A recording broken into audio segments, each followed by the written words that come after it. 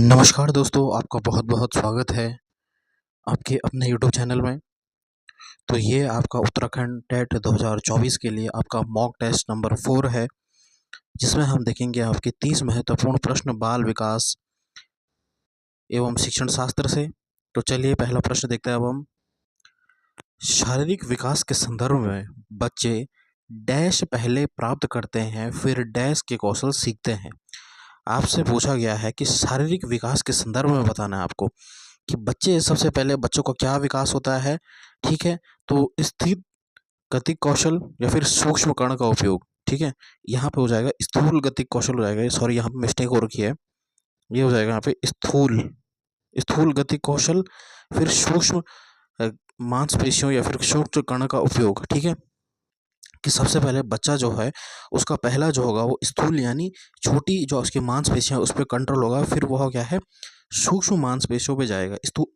स्थूल मतलब क्या है, बड़ी मांसपेशियों पे, और सूक्ष्म मतलब छोटी मांसपेशियों पे उसका जो है उपयोग करेगा सबसे पहले। या फिर दूसरा कह रहा है कि सूक्ष्म गति पहले सूक्ष्म होगा, फिर आपका स्थूल होगा, विश्लेषण और तर्क नहीं होगा, भाषा नहीं होगी। इसका सही आंसर हो जाएगा, पहला ही सही आंसर हो जाएगा कि सबसे पहला शारीरिक विकास के संदर्भ में आपसे पूछा गया है कि बच्चे का सबसे पहले क्या होगा, वह बड़ी मांसपेशियों पे उसका क्या है पकड़ होगी।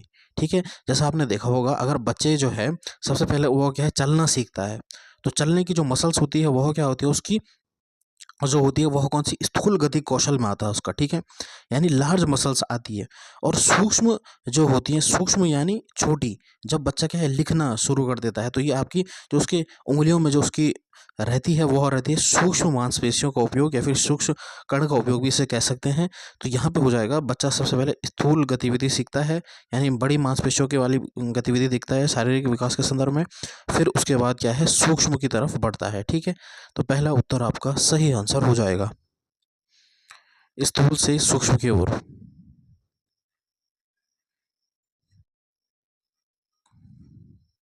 अगला प्रश्न देखते हैं अब हम। बाल विकास के समकालीन सिद्धांत बच्चों के बारे में क्या समझ रखते हैं। ठीक है, बाल विकास समकालीन सिद्धांत बच्चों के बीच में क्या समझ रखते हैं, आपसे पूछा गया है कि बच्चे जो होते हैं कोरी पट्टी हैं जिन्हें वातावरण के अनुकूलन पूरी तरह में से ढाला जा सकता है। तो बच्चा एक कोरी प्लेट होता है, कोरी स्लेट होता है, ये आपका गलत हो जाएगा। बच्चे सक्रिय उद्देश्यपूर्ण प्राणी हैं जिनकी अपने स्वयं के विकास में महत्वपूर्ण भूमिका होती है। बिल्कुल सही कि बच्चे क्या है सक्रिय उद्देश्यपूर्ण प्राणी हैं जिनकी क्या है अपने विकास स्वयं के विकास में क्या है महत्वपूर्ण भूमिका होती है। बिल्कुल सही। बच्चे के विकास की व्यवस्थित योजना जन्मजात होती है जिसे बदला नहीं जा सकता। ये आपका गलत स्टेटमेंट है कि जो बच्चे का जो विकास होता है वो क्या है व्यवस्थित योजना है और जन्मजात होती है, ये तो गलत है। ठीक है, बच्चे के विकास की दिशा आनुवांशिक रूप से कर्मोद्देशित होती है जिसे बदलने के लिए वह कुछ भी नहीं कर सकते, यानी वह क्या है फिक्स होती है, जो विकास की दिशा होती है वो फिक्स होती है। तो ये आपका ये भी गलत हो जाएगा। ठीक है, तो इसका पहले ऑप्शन सही हो जाएगा कि बच्चे जो होते हैं सक्रिय उद्देश्यपूर्ण प्राणी हैं जिनकी अपने स्वयं के विकास में महत्वपूर्ण भूमिका होती है। तो दूसरा ऑप्शन इसका सही आंसर हो जाएगा आपका।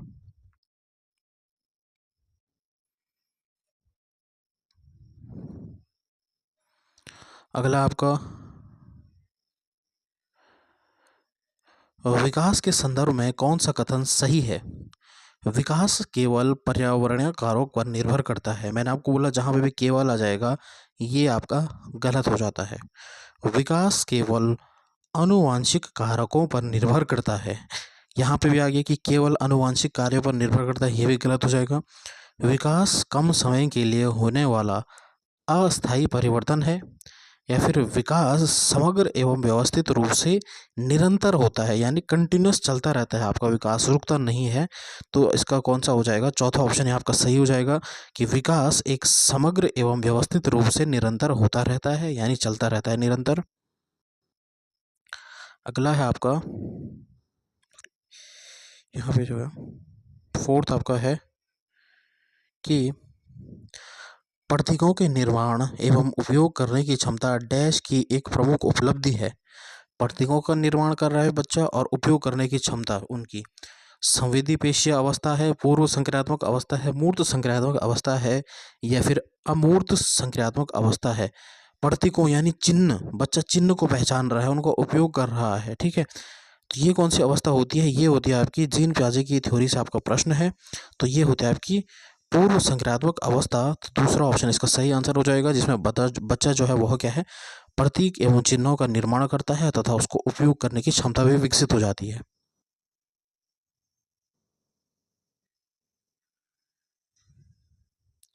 अगला प्रश्न देखते हैं अब हम। पियाजे के सिद्धांत के अनुसार कौन सी प्रक्रिया है जो एक शिशु की क्रिया का वर्णन करती है, जिसमें वह गोलाकार वस्तुओं की जगह वर्गाकार वस्तुओं तक पहुंचने के लिए अपने हाथ के पकड़ने के तरीकों को बदलती है, ठीक है।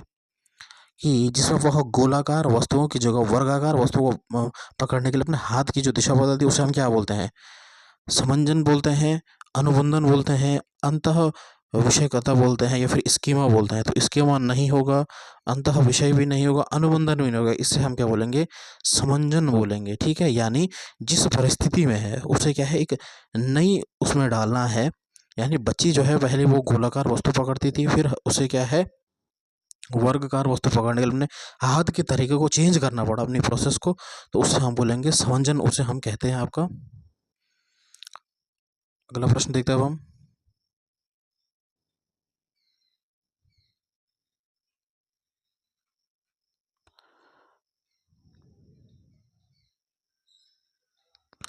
लॉरेंस कोहलबर्ग के अनुसार किस स्तर तक व्यक्तिगत आवश्यकताओं की संतुष्टि नैतिक चयन को निर्धारित करती है?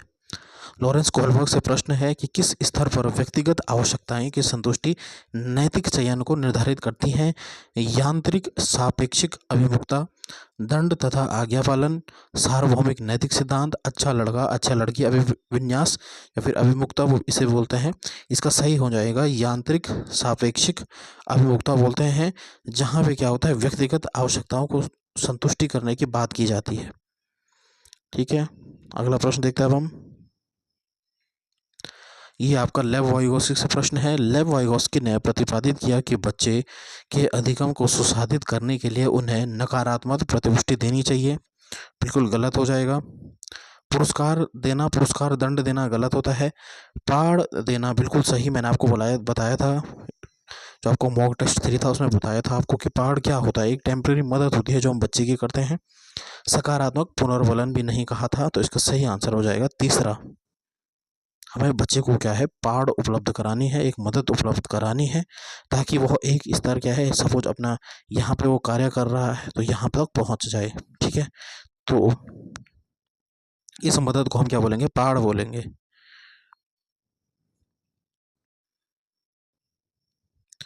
लेव वाइगोस्की ने प्रस्तावित किया कि चिंतन बच्चों और अन्य व्यक्ति के बीच सहभागी गतिविधियों के दौरान सह निर्मित होता है। यानी जो आपका चिंतन होता है वह क्या होता है, बच्चों के क्या है, सहभागी गतिविधि, यानी आपका बच्चा समाज में रह रहा है। बिल्कुल सही है ये वाइगोस्की के हिसाब से। का बच्चे के संदर्भ में कोई सरोकार नहीं है, यानी कोई उसका कोई मतलब नहीं है बच्चे के, उसमें गलत हो जाएगा। तब घटित होता है जब उत्तेजन और प्रक्रिया का अनुबंधन हो, ये बात नहीं कहता है, ये भी गलत है। भाषा के विकास में कोई संबंध नहीं है, गलत हो जाएगा। भाषा के विकास में संबंध है आपका, ठीक है। तो इसका पहला ऑप्शन आपका सही हो जाएगा कि बच्चों और किसी अन्य व्यक्ति के बीच सहभागी गतिविधियों के दौरान सह निर्मित की जाती है। तो पहला ऑप्शन इसका सही आंसर हो जाएगा। अगला प्रश्न देखते हैं हम। कक्ष में बच्चे, यहाँ पे डैश हो जाएगा, डैश कक्ष में बच्चे अधिगम की प्रक्रिया में सक्रिय भागीदारी करते हैं और वे अपनी गति, आवश्यकताओं और क्षमताओं के अनुसार अधिगम करते हैं, ठीक है। कौन सी कक्षा में जो है बच्चे जो हैं सक्रिय भागीदारी करते हैं और तथा अपनी गति और आवश्यकताओं क्षमता के अनुसार अधिगम करते हैं? प्रगतिशील हो गया, शिक्षक केंद्रित हो गया, व्यवहारवादी हो गया, या फिर पाठ्यपुस्तक हो गया। तो मैंने बोला आपको ये आपका पाठ्य पुस्तक है, यहाँ पे ये आपका गलत हो जाता है। पाठ्य पुस्तक, व्यवहारवादी गलत, शिक्षा केंद्रित गलत, ये होगा प्रगतिशील कक्षा, इसका सही आंसर हो जाएगा। ठीक है। अगला प्रश्न देखते हैं हम। बहुबुद्धि सिद्धांत के अनुसार प्रत्येक व्यक्ति में, ये बहुबुद्धि सिद्धांत किसने दिया था? ये दिया था आपके हार्वर्ड गार्डनर ने, जिन्होंने आपके 8 प्रकार की बुद्धि के बारे में बताया है। तो यहाँ पे कह रहा है कि बहुबुद्धि सिद्धांत के अनुसार प्रत्येक व्यक्ति में सामान्य क्षमताओं का एक समूह होता है, यानी एक सामान्य बुद्धि पाई जाती है। बिल्कुल गलत हो जाएगा ये।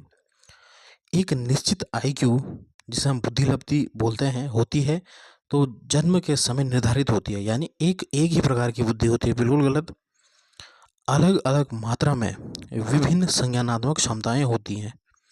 5 प्रकार के संज्ञानात्मक कौशल होते हैं, ये भी आपका गलत। इसका सही आंसर तीसरा हो जाएगा कि अलग अलग प्रकार की बुद्धि पाई जाती है। जैसे क्या हो जाता है आपका अंतःव्यक्तित्व बुद्धि, अंतर्व्यक्तित्व बुद्धि, ठीक है, और संगीतमय बुद्धि भी होती है एक, ठीक है। इस प्रकार से 8 बुद्धि के बारे में आपको हार्वर्ड गार्डनर ने बताया था। तो इसका सही आंसर हो जाएगा कि अलग अलग मात्रा में विभिन्न संज्ञानात्मक क्षमताएं होती हैं। ये आपका हार्वर्ड गार्डनर का मानना है।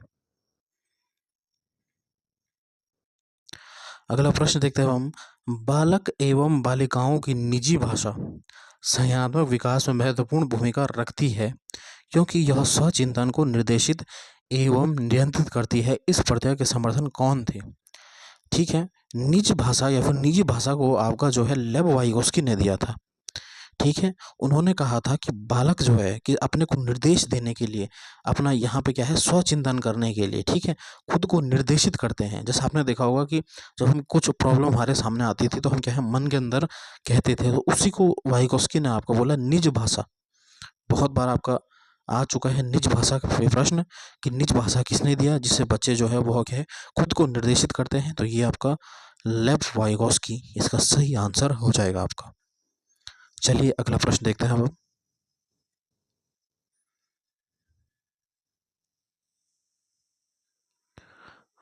बच्चों में जेंडर रूढ़िवादिता और जेंडर भूमिका अनुरूपता को कम करने के लिए निम्न में से कौन सी प्रभावी युक्ति होगी?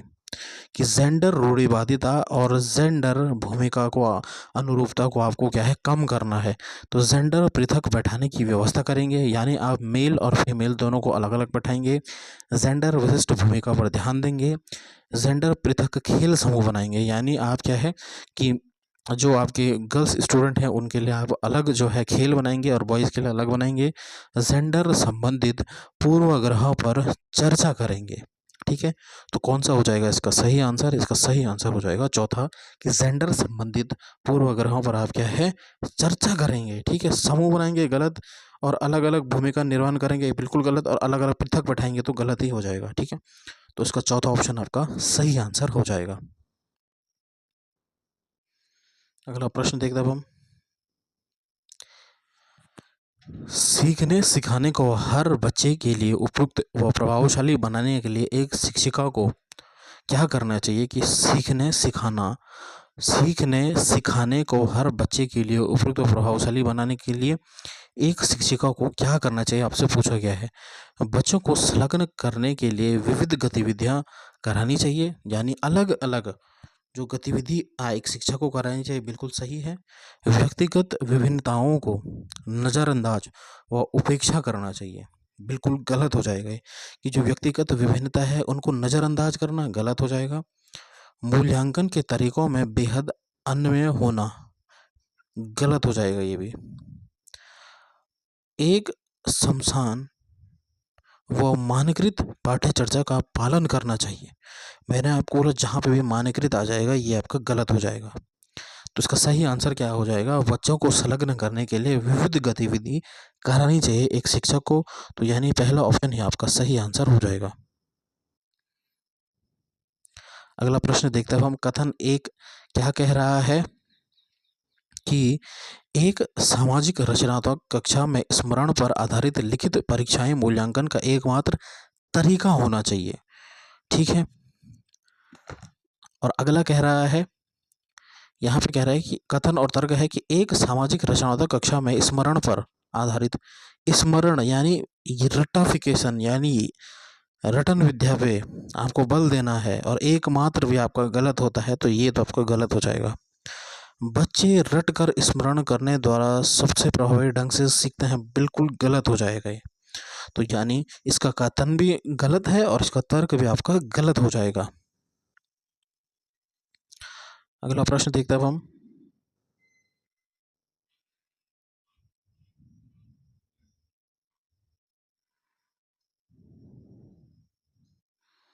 ठीक है, ये आपका समावेशी शिक्षा पे आपका प्रश्न है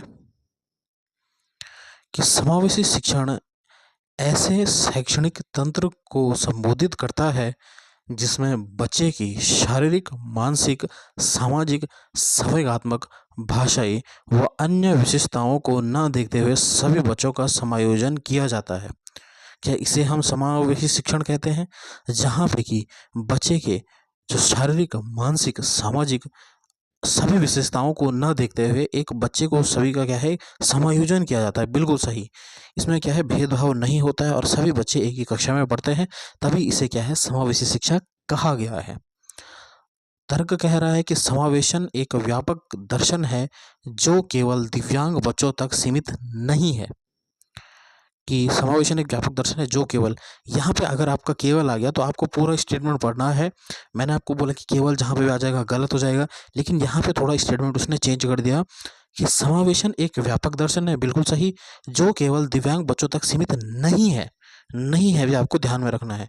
अगर यहाँ पे होता है कि जो दिव्यांग बच्चों तक सीमित है, केवल दिव्यांग बच्चों तक सीमित है, तो ये गलत हो जाता। लेकिन यहाँ पे क्या कहा गया है कि जो केवल दिव्यांग बच्चों तक सीमित नहीं है, तो ये भी इसका क्या है सही आंसर हो जाएगा। यानी इसमें इसका कथन भी सही है और इसका आपका तर्क भी सही है। तो आगे बढ़ने से पहले मैं आपको कहना चाहता हूँ कि अगर आपको सेशन पसंद आ रहा है तो चैनल को सब्सक्राइब ज़रूर करें।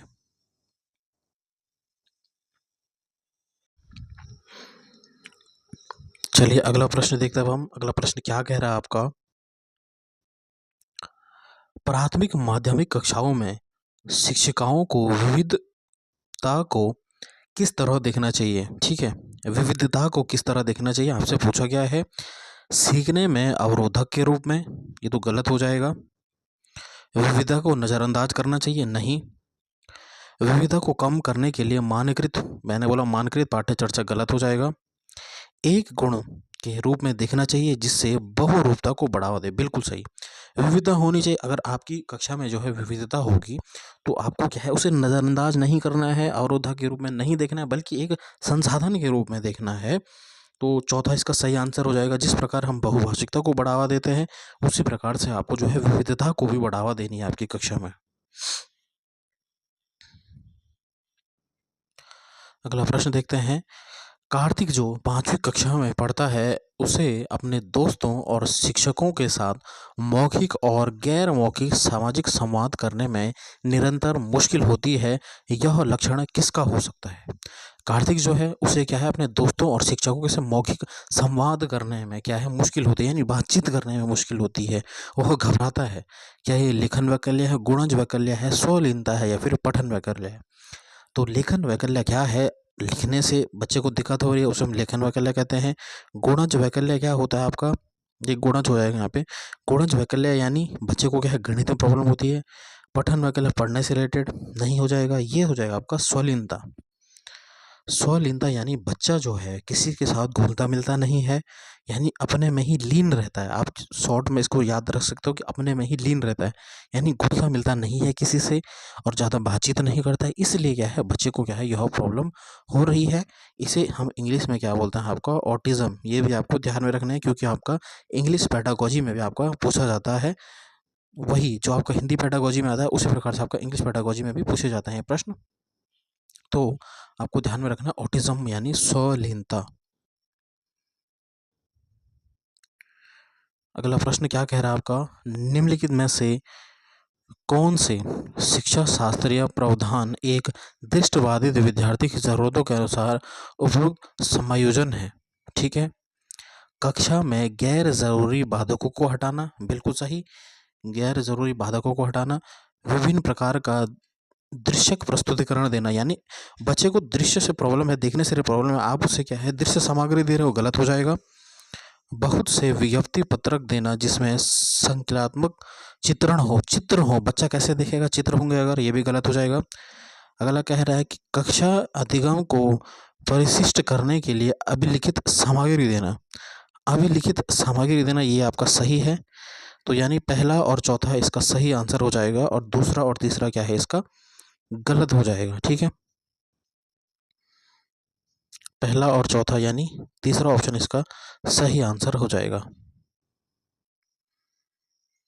अगला प्रश्न देखते हैं, रचनात्मकता की एक पहचान विशेषता है। अब सारी सोच कई अलग अलग विचारों या उत्तरों को प्रस्तावित करने की क्षमता, बिल्कुल सही। आपका जो रचनात्मकता है वो अब सारी सोच से रिलेटेड है, यानी एक ही जवाब को ढूंढने के लिए आप अलग अलग क्या है उत्तर विचार करते हो। ठीक है, ये आपका सही है। अभी सारी सोच आपका गलत होता है। निष्क्रिय नकल गलत, रटने का कौशल गलत। तो इसका पहला ऑप्शन आपका सही आंसर हो जाएगा।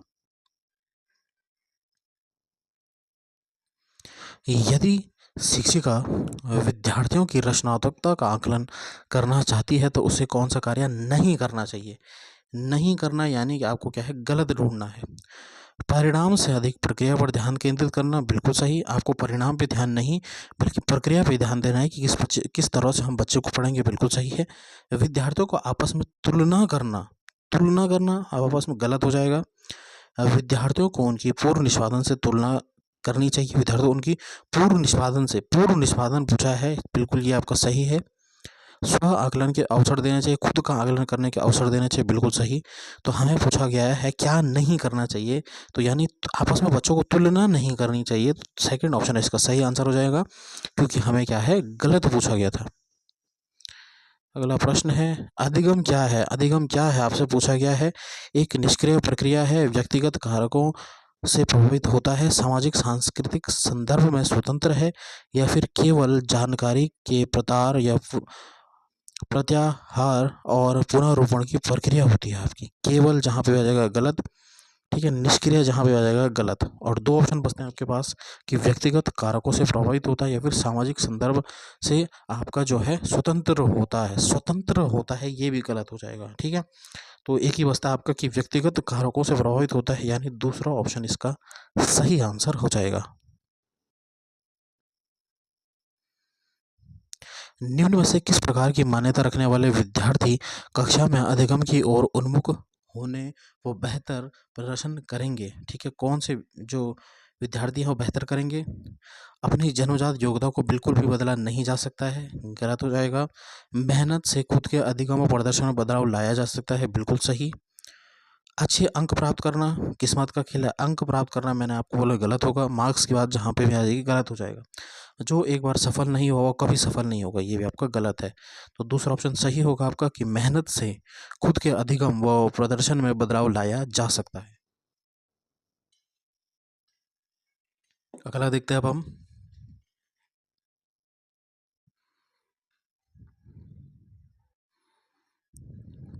शिक्षकों को अपनी कक्षा में महारत उन्मुख विद्यार्थियों को तैयार करने के लिए क्या करना चाहिए। ठीक है, महारत उन्मुख विद्यार्थियों को तैयार करना है तो उसके लिए क्या करना, अच्छे अंक प्राप्त करने पर जोर देना, गलत। प्रतियोगिताओं में जीतने के लिए कंपटीशन जहाँ पे भी आएगा, गलत। सीखने की प्रक्रिया में आनंद व खुशी की अनुभूति महसूस करना, सही लग रहा है। असफलता से बचने के लिए उनमें डर व तनाव पैदा करना, गलत हो जाएगा। डर व तनाव पैदा करना बच्चे में गलत हो जाएगा। तो इसका तीसरा ऑप्शन ही आपका सही आंसर हो जाएगा कि सीखने की प्रक्रिया में आनंद व खुशी की अनुभूति महसूस करना, इसका सही आंसर हो जाएगा।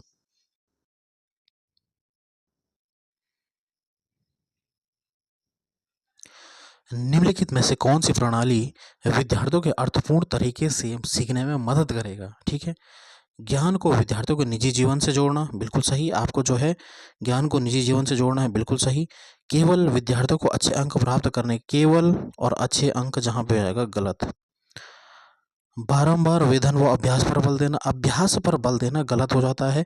बहुत सी जानकारी को एक ही समय पर याद रखने का प्रयास करना, याद रखना गलत। तो एक ही ऑप्शन बचता है आपका, कौन सा है ये आपका? पहला ऑप्शन सही है कि ज्ञान को विद्यार्थी के निजी जीवन से जोड़ना ही एक शिक्षक का कार्य होता है।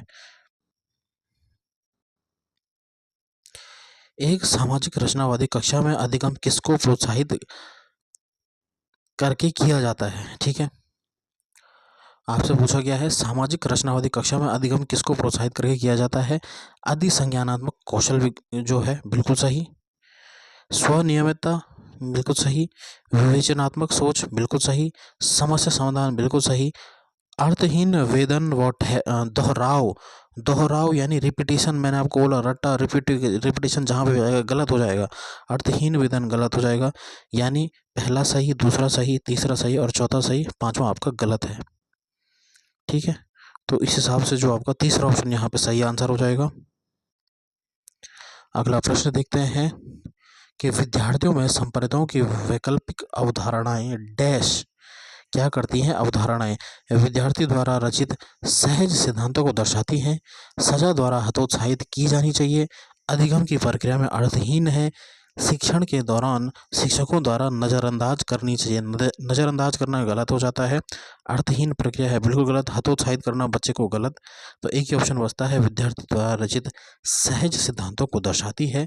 और इस प्रकार से आप जो है ऑप्शन को कैंसिल करना भी आपको आना चाहिए, केवल एक शब्द को देख करके। जैसे हतोत्साहित हो गया आपका, अर्थहीन हो गया आपका, नज़रअंदाज करना हो गया, तो इस प्रकार से आपको ऑप्शन कैंसिल करना आना चाहिए।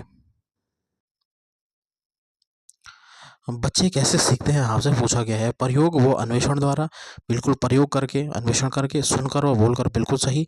चर्चा व मनन करके, बिल्कुल सही। चीज़ें बनाकर व करके, बिल्कुल। तो पहला, दूसरा, तीसरा, चौथा सभी इसका सही आंसर हो जाएगा, यानी पहला ही इसका सही आंसर हो जाएगा। ठीक है, अगला प्रश्न है आपका 28वां प्रश्न है कि एक माध्यमिक कक्षा में विद्यार्थियों को सबसे ज़्यादा अभिप्रेरित करने वाला अर्थपूर्ण शैक्षिक कार्य वह होते हैं जो बिल्कुल चुनौतीपूर्ण नहीं होते हैं, मध्यम चुनौतीपूर्ण प्रस्तुत करते हैं, बेहद चुनौतीपूर्ण होते हैं, या फिर पुनरावृत्ति व उबाऊ होते हैं। पुनरावृत्ति यानी रिपीटिशन, और उबाऊ यानी बच्चा थक जाएगा, उबाऊ यानी, ठीक है, ये भी गलत हो जाएगा। बेहद चुनौतीपूर्ण नहीं, मध्यम चुनौतीपूर्ण होते हैं। तो दूसरा ऑप्शन आपका सही आंसर होना चाहिए, मध्यम चुनौतीपूर्ण प्रश्न आपको देना चाहिए। अधिगम को अर्थपूर्ण बनाने के लिए उसे डैश से जोड़ा जाना चाहिए। कि अधिगम को अर्थपूर्ण बनाना है, उसे किससे जोड़ना चाहिए आपको पूछा गया। अनुशासन व तनाव, अनुशासन और तनाव की बात जहाँ पे आ जाएगा गलत हो जाएगा। डर व सजा गलत, आनंद व संतुष्टि बिल्कुल सही, उपलब्धि और प्रतिस्पर्धा यानी कंपटीशन गलत हो जाएगा। तो तीसरा ऑप्शन आपका सही आंसर हो जाएगा इसका। अगला प्रश्न देखते हैं हम, लास्ट प्रश्न है आपका कि एक शिक्षिका बहुत से परियोजना कार्य देती है, वह बच्चों को सहयोगात्मक रूप से कार्य करने के लिए प्रोत्साहित करे। बिल्कुल, कि शिक्षिका जो है वह क्या है, बहुत से परियोजना कार्य देती है, यानी ग्रुप में बच्चे सीखते हैं, तो इससे सहयोगात्मक कार्य को प्रोत्साहित करती है। बिल्कुल सही। बच्चे अपने समकक्षों से चर्चा करके बहुत कुछ सीखते हैं। बिल्कुल सही। वाइगोस्की का कहना था कि बच्चा भी जो है वह क्या ग्रुप में रह करके सीखता है, समाज में रह करके सीखता है, अपने समकक्षों से रह करके सीखता है। ग्रुप टीचिंग आपका अच्छी मानी जाती है। तो दोनों ऑप्शन इसके सही हैं। तो स्टूडेंट्स, कैसी लगी आपको ये क्लास, ज़रूर कमेंट करें और चैनल को सब्सक्राइब ज़रूर करें। ऐसा ही कंटेंट आपको देखने को मिलेगा। लाइक करें, कमेंट करें, शेयर करें और सब्सक्राइब ज़रूर करें। बहुत मेहनत लग रही है इन वीडियो को बनाने में। इससे अच्छे प्रश्न आपको देखने को मिलेंगे। धन्यवाद। जय हिंद।